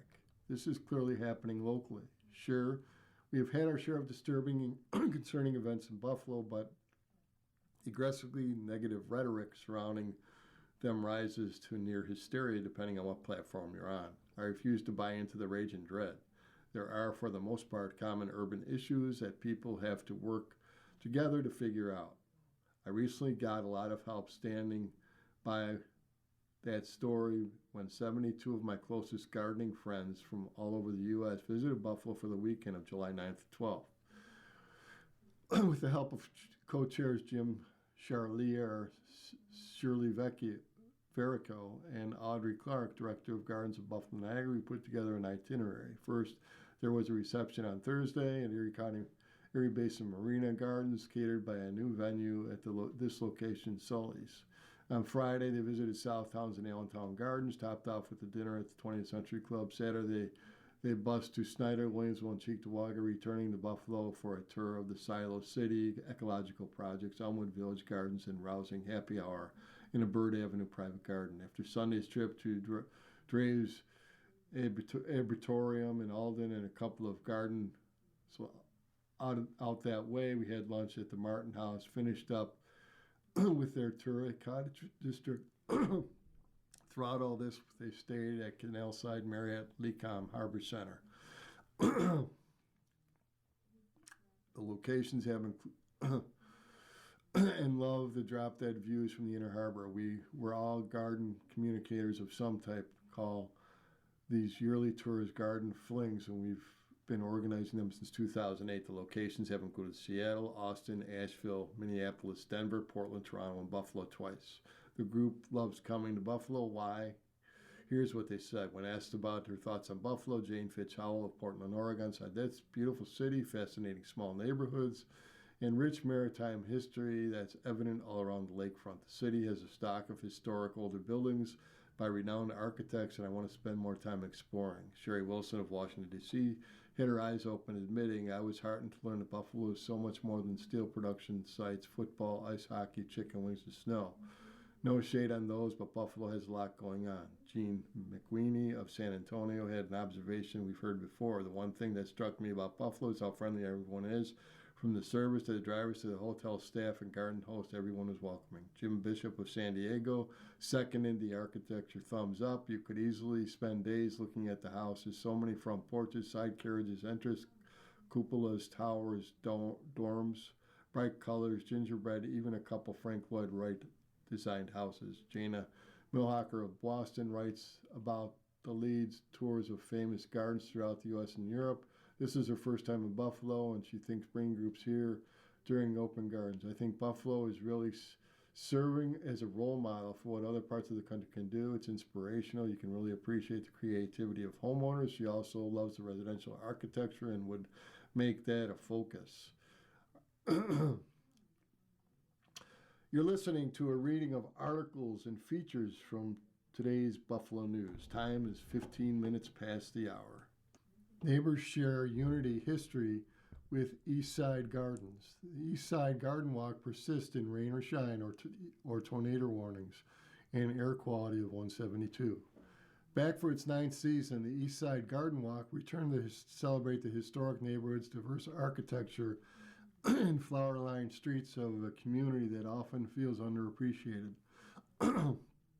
Volunteer Catherine Lincoln, who has been working with the event since its inception in 2018, said the events help foster a sense of unity in Buffalo. I feel like sharing gardens, in particular gardens on the east side, will help bring our city together and across the racial divide that we all know is there, said Lincoln. Lincoln said that she meets attendees from all over Buffalo and its suburbs, including a couple in Williamsville that visits every year, seeing the excitement of gardeners sharing the gardens with visitors, and just incredibly beautiful to me and incredibly wonderful.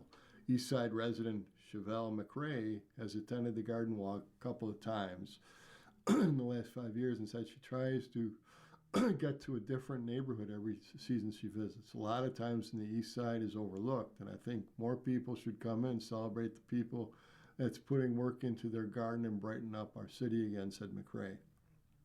Canadian wildfire-induced air quality, although less than ideal for the outdoor event, wasn't stopping anyone from enjoying the garden walk. This year, the weather is definitely a challenge and the smoke is a challenge, said Lincoln. Zoe Tuppen, a gardener and committee member for the garden walk, has been showing her Florida Street garden in the garden walk for 4 years. It's nice to feel more tethered to people living around you and meeting people coming into the community for the first time, Tuppen said. Aside from the community building, the garden walk encourages the act of gardening itself and rewarding for many participants. I'd like to have a focus on native plants just because it means less watering eventually for better wildlife. But I mean, gardening means something different to everyone. Cole's House Project is a home and architecture studio on Humboldt Parkway dedicated to preserving the architecture and advocacy legacy of the legendary Buffalonian African-American Robert T. Coles. I feel like this is a hidden gem. Eastside Garden Walk has such a large reach, and they've been super generous and helpful getting the word out, said Albert Chow, co-director of the Coles Project. Cole House Project is just minutes away from Buffalo's architectural cornerstone, the Darwin Martin House, and yet it's far lesser known. Eastside Garden Walk has brought light to Buffalo's rich architecture history beyond what the city's famous for. This is a place that many people just walk by their entire lives and not know what's been there. So like them learning about it, they have to be super excited, added Chow. Continuing along now, the World Cup will go to Argentina or Spain. This Hamburg native will get a huge assist.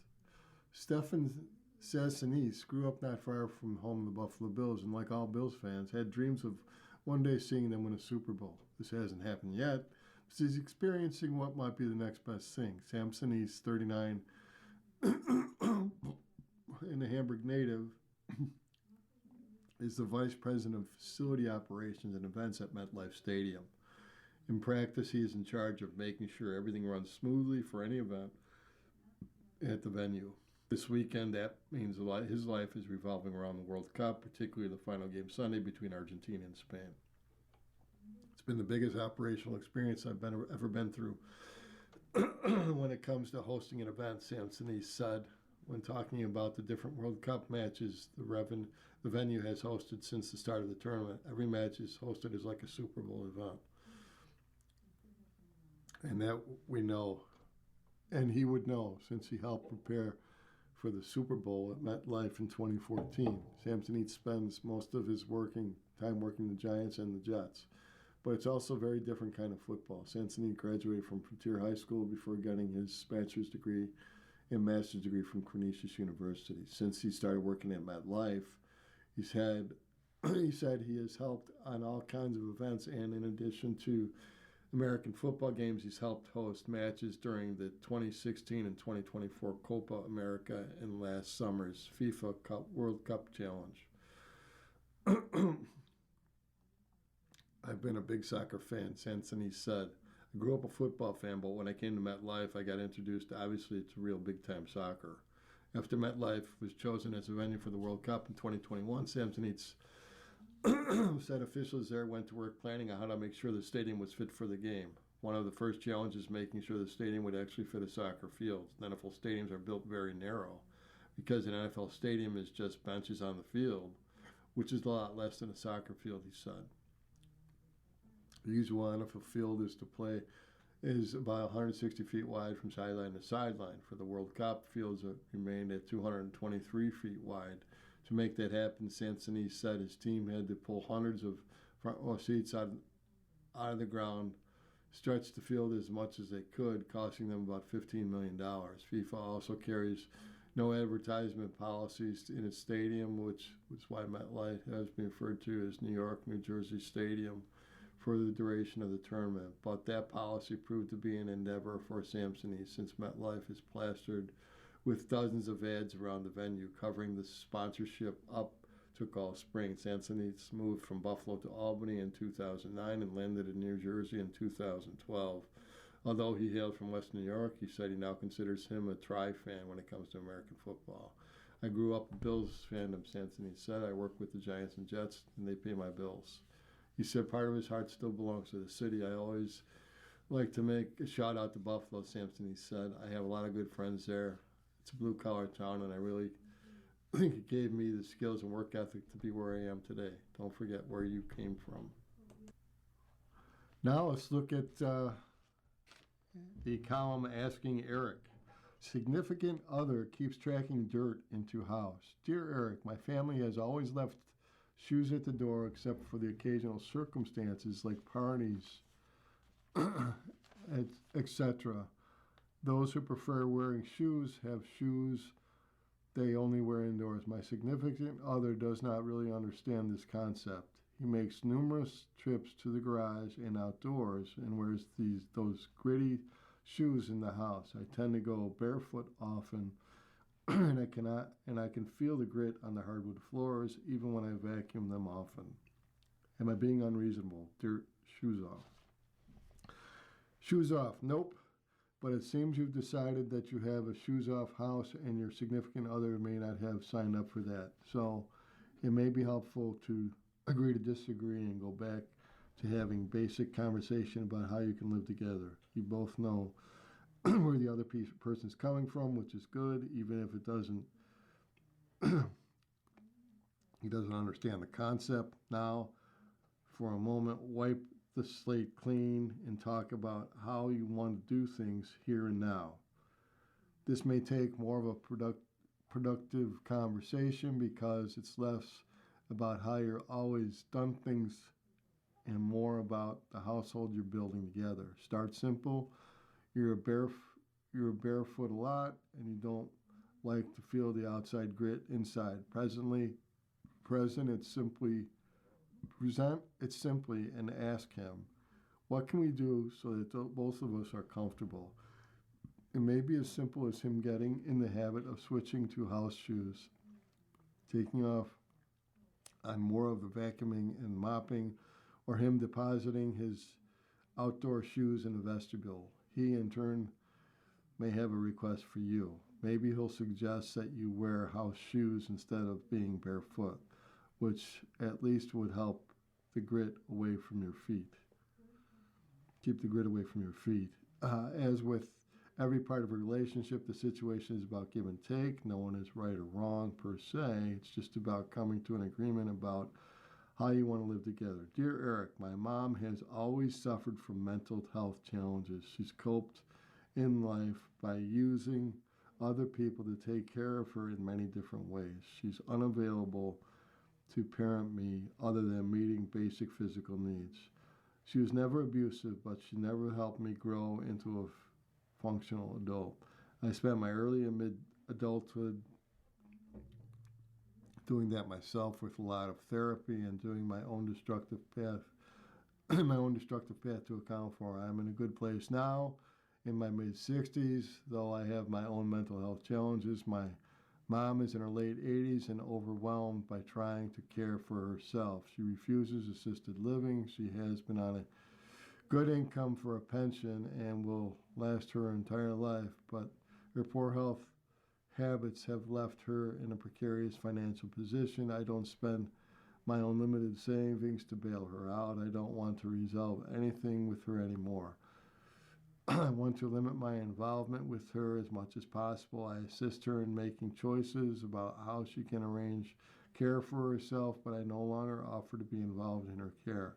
I'm considering asking for an evaluation to have her appointed a guardian by the court, although I think she would be judged capable of making her own care decisions. I know that I have to prioritize my own well-being, and I also know that I'm failing her.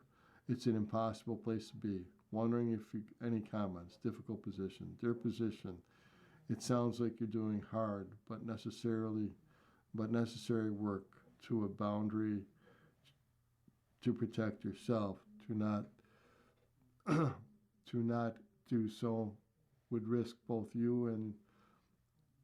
you being overwhelmed, possibly to the detriment of your mother's care and your own mental well-being. It also sounds like, given your history, you may not be the best person to assist in some cases. You may want to intercede despite the trauma you've experienced, but it may be better for your mother if you let professionals who don't have an emotional entanglement step in. Have a conversation with her about the needs she's expressing or that you're seeing, and guide her to others who can assist, whether there's a senior manager, a social worker, an in-home aide, or someone else. Your local Department of Aging will have resources. Her doctor may as well. It's key that you're honest with her. This is more than I can handle. We have to acknowledge the reality of what's needed. What do you want to do? If she can be an active participant in her own decision making, she should be. This may go against her nature, but that's not a problem that you can or should solve. Help is available. She has to want it. Now let's take a look at sports. Title on the line is Argentina meets Spain. Argentina and Spain were supposed to settle a score in Qatar earlier this year. In the finalisma between the champions of South America and Europe, before the U.S.-Israeli strikes in Iran forced the match to be canceled. On Sunday in New Jersey, they will finally meet, with rather more than ceremonial silverware at stake. The World Cup offers soccer's grandest stage at a delicious odd pairing. Argentina all polls fire in Lionel Messi against Spain, the European champion, which appears to treat chaos as an administrative error and turn control into something close to an art form. South America versus Europe, passion versus precision, a match threaded with curious personal history from the touchline of La Masia, where Barcelona's greatest graduate, Messi, will face the teenager, Lamine Yamal, the Academy's dazzling young heir.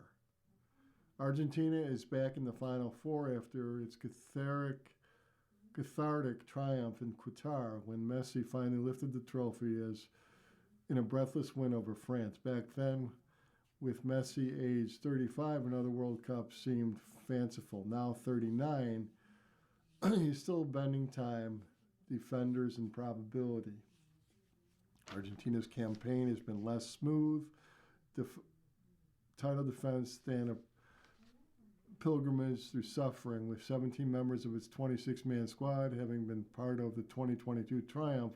Lionel Scaloni's side has reached the final the hard way, beating Cape Verde in extra time and surviving nerve-shredding clashes with Egypt, Switzerland, and England. It has played at times like a team with its hearts on two of its toes of its boots, powered by Messi's goals, assists, and flashes of sorcery. Each intervention has added another page to this never-ending argument whether he or the Brazilian Pele is the greatest player in history. If Argentina has had the era of Rocky Balboa staggering through the round, Spain arriving looking more like a cool operator than knows where the exits are. You're listening to a reading of articles and features from today's Buffalo News on the Niagara Frontier Radio Reading Service. Time is 30 minutes after the hour. Unbeaten in 37 matches, Spain can win its second World Cup after 2010 and break the international unbeaten record by Italy between 2018 and 2021. It arrived in North America as the bookmakers' favorites after winning the European Championship and has largely carried itself like a side that sees pressure not as danger but a meeting already scheduled. Its route has seemed carefully mapped, as if everything before the semifinal was part of a warm-up. Under Luis de la Fuente, who has coached many players on the squad before their teenage years in Spain's youth system, Spain has developed on a level collective understanding that can make opponents feel trapped in a beautifully lit room with no doors. France will understand that feeling well. Wild intervention. Spain's passing and positional play can suffocate, but within the machinery there is wild intervention too. Most of it comes from Lamine. The winger who enchanted the European Championship as a 16-year-old has spent his short career shredding age records and expectations. Since his Barcelona debut at 15, he's invited comparisons to the most famous product, La Masia, the man facing him on Sunday. Messi and Lamine are linked by one of soccer's strangest viral images. Messi is a young Barcelona player, pictured bathing Lamine, which once again looked like a quaint curiosity, now feels like an omen drafted by a particularly playful scriptwriter. When asked about whether Messi's talent had been passed on to Lamine that day, like the Midas touch, Lamine's father replied, "Who's to say it wasn't the other way around?" Connections continue on the bench. Scaloni will face De La Fuente, who is his tutor on the Spanish Football Federation coaching course for nearly a decade. The pupil now meets the leader, and the World Cup is at stake. The final can also be shaped by the conditions. New Jersey pitch has not been kind to possession teams, and coaches and players complaining about the quality during its quality during the tournament. That could complicate Spain's rhythm and invite Argentina into the rhythm of broken emotional contest it relishes. The weather may add another layer of intrigue. A hot and humid day is expected with temperatures around 86 degrees. It'll also be only Spain's second match in open-air stadiums in the World Cup. For Spain, the task is to keep the match clean, controlled, and played to its pattern. For Argentina is to turn discomfort into theater one more time. At the center of it all, it stands Messi, trying to ensure that what could be his last World Cup match ends not as a farewell, but as a final act of mastery. Continuing along now in sports, it's Oliver and the young guys. 10 players on Bill's defensive line have 5 starts combined. Ed Oliver has more experience than the rest of his position room. And it's not exactly close. The 8-year veteran defensive tackle has 86 starts and his 95 regular season appearances. The rest of the Buffalo Bills defensive line, 10 other players, have combined for 5 starts. Yes, 5. 8 of those 10 never started a game. But flip side to a less experienced group is that it's youthful energy. New defensive line coach Terrence Jameson said last month that his wide-ranging group of players is meshing well. It's been awesome working with each and every one of the guys up front, from the youngest guys, from Cody Hussman to Zane Durant, to the oldest guys like Ed Oliver, and all in between. Oliver's leadership is apparent and welcomed, especially as the defense morphs under new defensive coordinator Jim Leonhard. Dwayne Carter's 3 NFL starts are second most to Oliver's, but Carter's rookie year was marred by a wrist injury and missed all of last season after tearing his Achilles during training camp.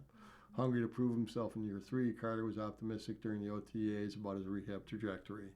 He spent plenty of time in the weight room with teammate Landon Jackson, who put on considerable weight as the Bills shifted him to work with this group. Jackson now enters his second year, and players like TJ Sanders and Deion Walker as they make the jump from the rookie year. Bills defense needs all three of them to take the next step for this unit to succeed. The Bills also drafted Durant in the 5th round this year to round out the group.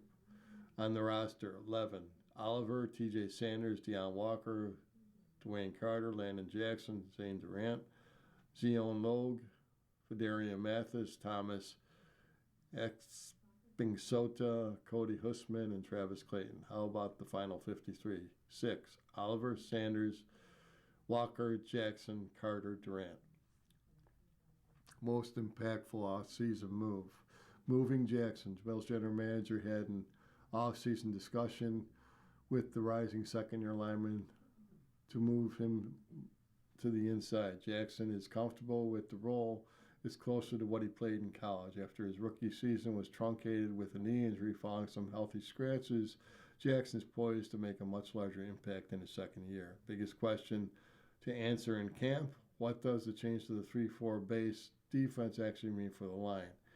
And that is a question that likely won't be answered until the season. Don't be surprised if Leonard keeps things vanilla in Pittsburgh even through the preseason games. Still, fans can read some tea leaves as to how they see how players line up and how they're used in different ways. Logue versus Mathis, battle to watch.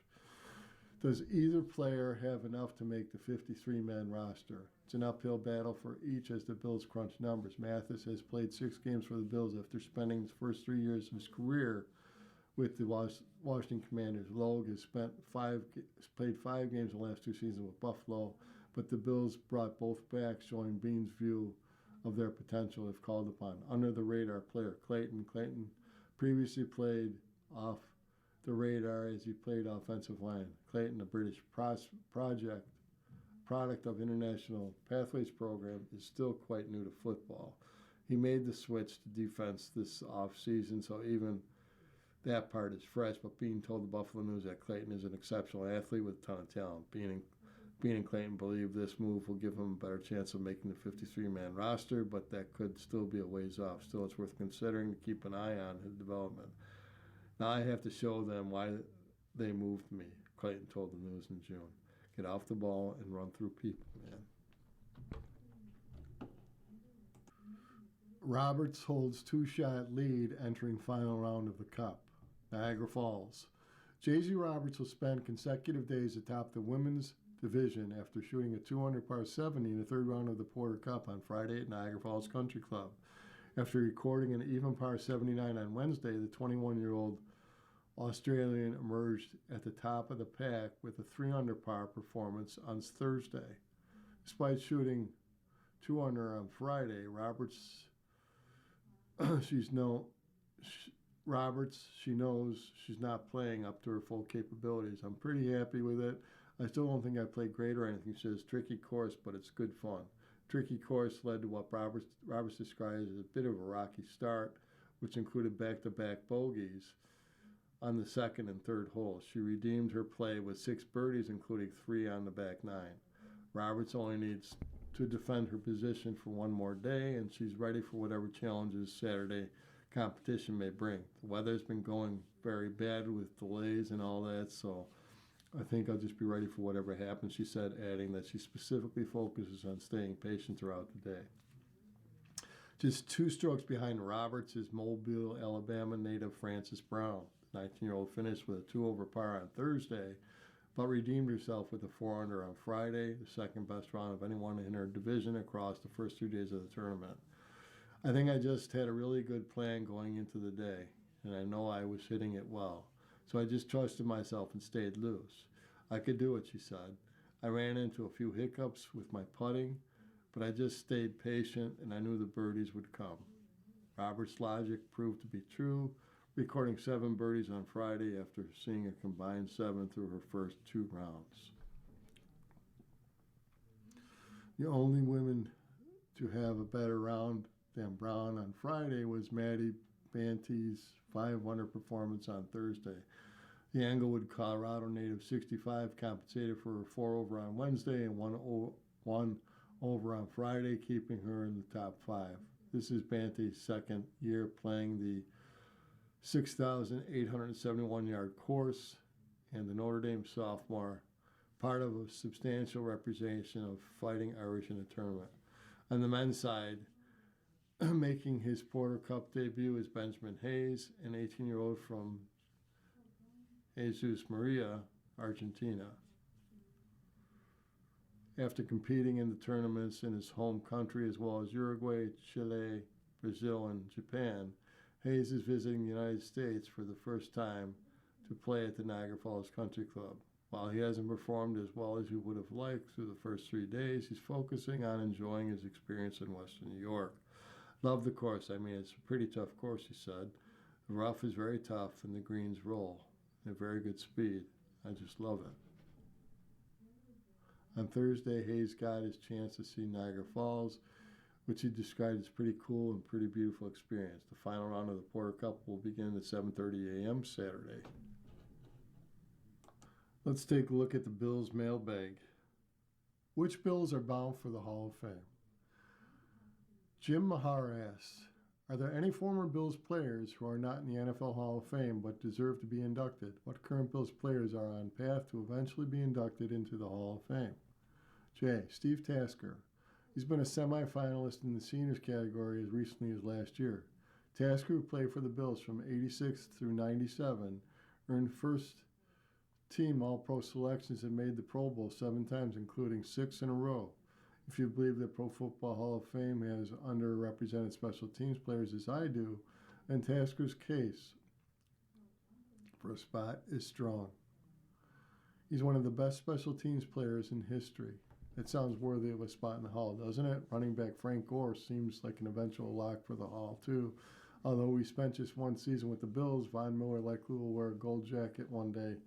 Although, like Gore, most of his impact was made before coming to Buffalo. On the current roster, the obvious player is Josh Allen. He's well on the way to earning a spot in Canton, although a Super Bowl title would really polish his resume.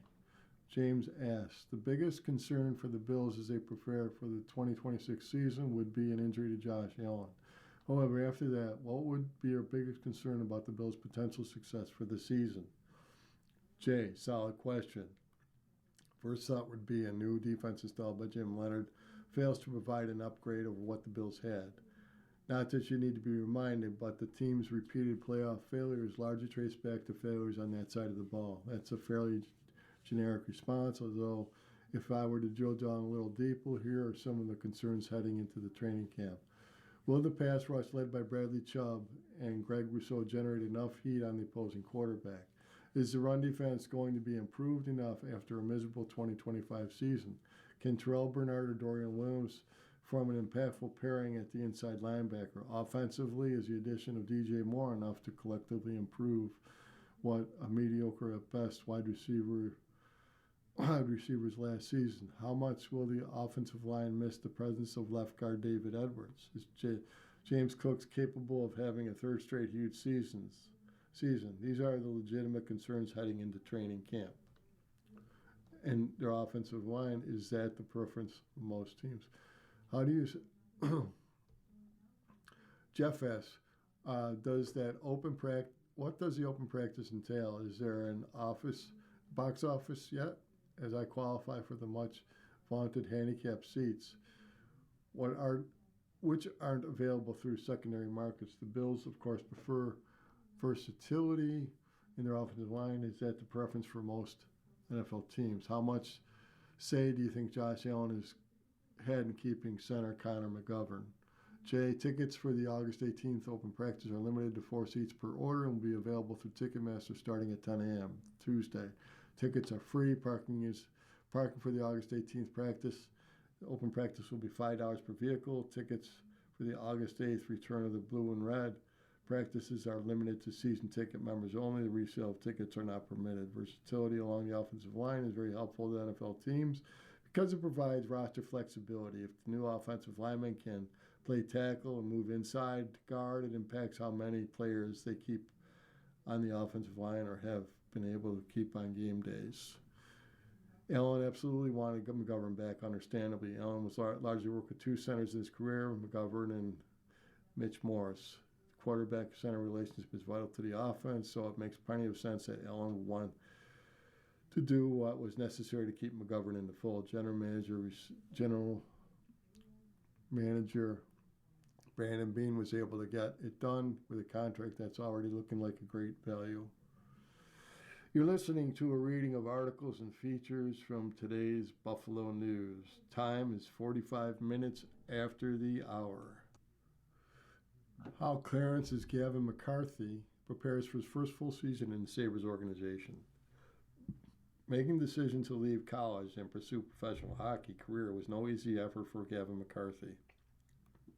Third-round pick for the Sabres in the 2023 NHL draft, McCarthy could have stayed a fourth year at Boston University, but the Clarence resident was ready to take on a new hockey challenge, and he did it quickly. McCarthy played his first American Hockey League game only a few days after the season ended at Boston University, and realized he decided to leave college was a straightforward decision. Having quickly to adjust to professional level of hockey required work.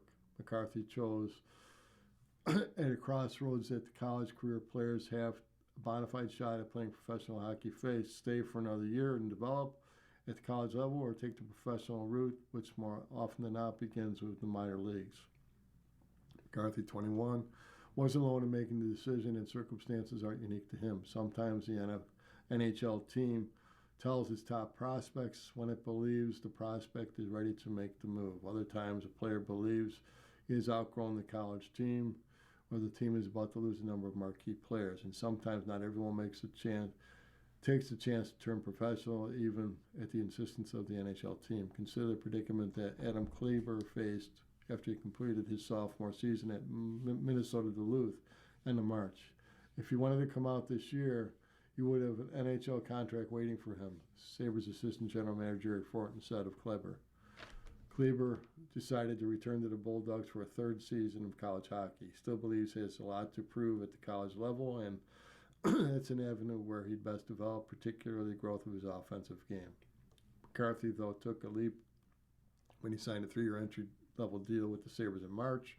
He now prepares to navigate his first full season professional hockey. The Sabres announced McCarthy signing March 17th, 3 days after Boston University's season ended, with a 5-3 loss to Connecticut in the Hockey's East Conference quarterfinal. McCarthy ended 3 seasons with the Terriers, in which he scored 8 goals and 34 assists in 119 games, including 4 goals and 17 assists and 36 as captain last season. He helped Boston University reach the Division I National Championship game in April of 2025. Western Michigan beat the Terriers for the national title. It was pretty difficult, McCarthy said of leaving Boston University. I love BU so much. Those people have been so good for me, but I thought it was time to challenge myself, and I thought I could make the jump to pro hockey-wise. I thought I was ready to do it. I wanted to challenge myself. McCarthy explained that his 3 seasons at the Boston U were key in his development. He played 38 games as a freshman, scoring a goal and 4 assists, and had 16 points, 3 goals, 13 assists, and 39 games as a sophomore. In his junior season, he was named 13 Hockey East All-Star and finished second in voting for Hockey East Best Defensive Defenseman Award, won by Maine's Brandon Holt. He worked with Terriers assistant coach Kim Brantfold, the former skills coach with Boston Bruins, who was key in developing Montreal's Lane Hudson, and his brother Cole, who plays for Washington, the 2 Americans an NHL caliber defenseman when they play for the Terriers. My first year didn't go exactly the way I wanted it to. The next 2 were really great for me, McCarthy said. Having a guy like Terriers coach Jay Pandolfo and Kim Brantfold there for me was just huge for my development. They helped me learn the details. Tim Kennedy was named Sabres Director of Player Development in June, but has known McCarthy since he was in middle school and coached him in Buffalo Junior Sabres under-16 team. Kennedy still clearly remembers when the Sabres announced McCarthy's name in number 86 in the 2023 NHL draft in Nashville. He was just grown so much as a player and a person, Kennedy said. Every time I see him, he gets taller, he gets wider, and he's putting weight on. The future began in March when McCarthy signed an entry-level deal and headed for Rochester to join the Emirates on a player tryout agreement.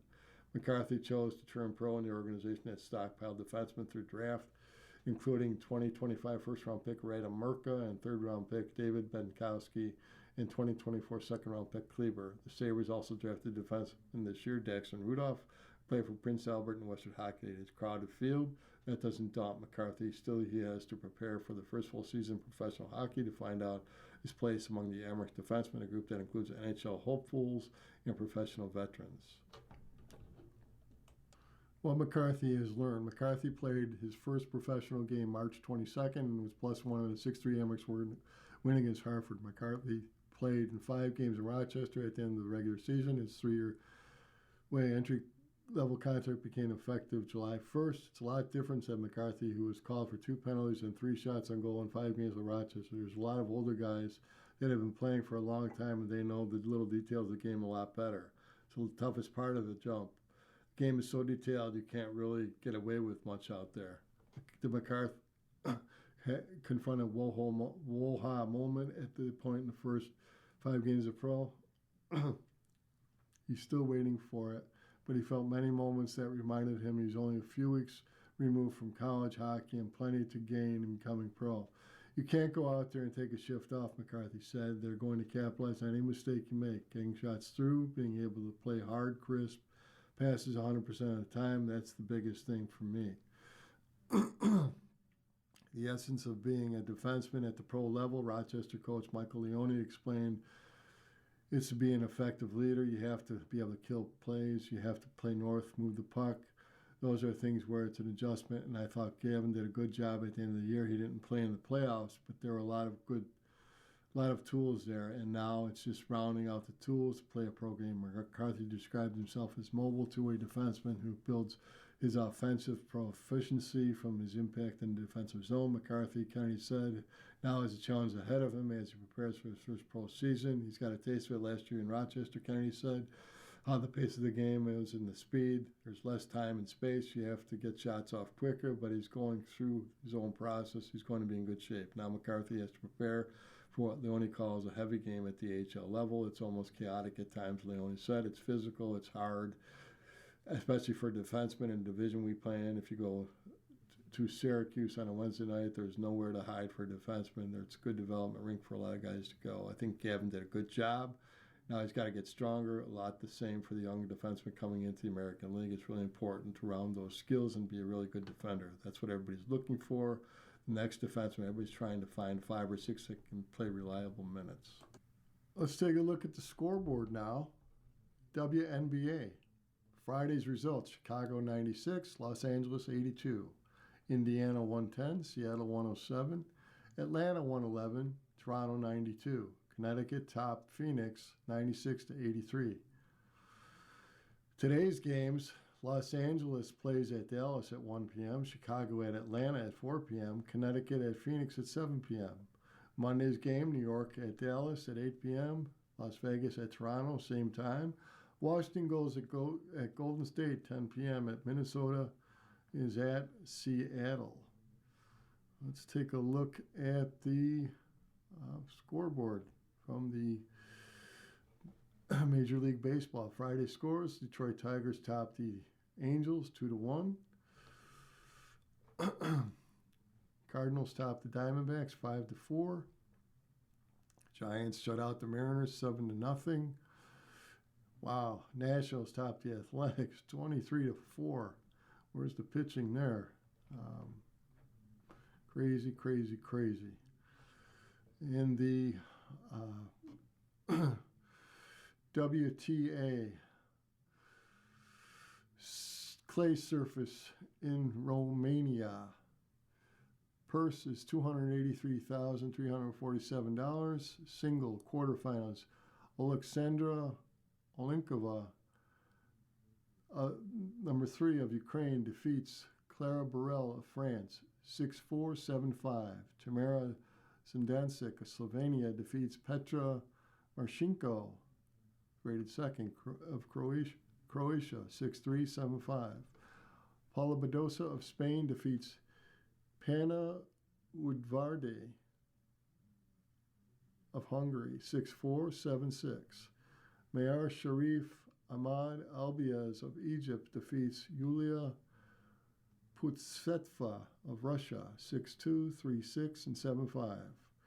Fridays, Moissy, Grease Purse, Surface Hard Court, Singles Quarterfinals. Clara Tauson of Denmark, number 1, defeated Sarah Beljek of Chechnya, 6-2, 6-3. Barbara Chenchikova of Chechnya defeats Qin Zhang of China. Maria Sakari, number 4 of Greece, defeats Alicia Park, 6-4, 6-3. Elena Korneva of Russia defeats Teresa Valentova of Chechnya, 7-5 to 6-3. Fridays, Kibel, Austria, purse, 115,000. Surface clay, quarterfinals. Veronica Rzavec, number 1 of Slovenia, defeats Gina Fesnel of Poland, 6-2, 7-5. Sinja Kraus, number 2 of Austria, defeats Erika Andreeva of Russia, 6-4, 6-1. Julia Grabher, number 4 of Austria, defeats Jeline van Drome, number 7 of Belgium, 6-2, 7-5, 7-6. Maria Bassols, Riberia, number 5 of Spain, defeats Maria Lourdes Carli of Argentina, 6-2, 6-1. The Anka Open, 115,000 purse, surface hard course, quarterfinals. And Anastasia Zakharova, number 1 of Russia, defeats Tatiana Porzarova of Russia, 6-3, 6-3. And Lana Toridi, number 2 of Thailand, defeats Vera Zonareva of Russia, 6-3, 6-2. Hanna Van Winkel, number 3 of Belgium, defeats Harmony Tan of France, 6-1, 1-0, retired. Not sure what that meant.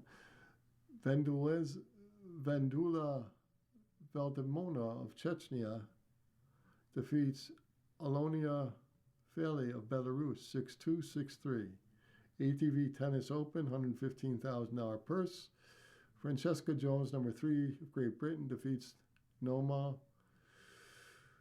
Akuji, number 6 of Germany, 6-1, 6-3, 6-1. Lucia Bonzetti of Italy defeats Deborah Chisea of Italy as well, 2-6, 6-3, 6-2.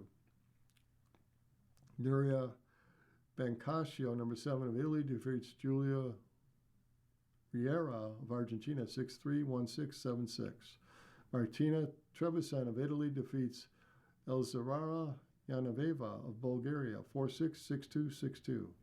PGA Golf, let's take a look at the Eagle Board on the Open Championship. Let's take it the first 5 golfers. Lucas Abert is leading, shot us at -8. Ryan Garrard is -6. Jackson Subar, who shot a 65 and a 69, is a -6. Cameron Young, who shot a 67 and a 67 at 134, is also -6. Sam Burns, who shot a 73 and a 62 for 135, is -5. Brian DeChambeau, who shot a 67 and a 68, -135, is a -5. Soo Woo Kim, 68 and 67 for 135, shot a -5. Bud Cauley shot a 68 and 68 for 136. Thomas Dietrich is a 67 and a 69 for a -4 for 136 as well. Alex Fitzpatrick, 69 and 67 for 136. Tommy Fleetwood is also 136 at a 69 and 67 for a -4. Robert McIntyre is a 69 and 67 for 136 as well. Francesco Molinari is a 136 at a 69 and a 67 for a -4. John Rahm is a 69 and 67 for a -4 as well. Scotty Scheffler shot a 68 and a 68 for a 136. And Matt Wallace, 69 and 67 for also a -4. You've been listening to a reading of articles and features from the Buffalo News. for July 19th. We read from the Buffalo News live on weekdays and Sunday mornings at 9 a.m. and rebroadcasted at 4 p.m. For more information, call 716-821-5555. Your reader today has been Ron Bickelman. Thank you for listening.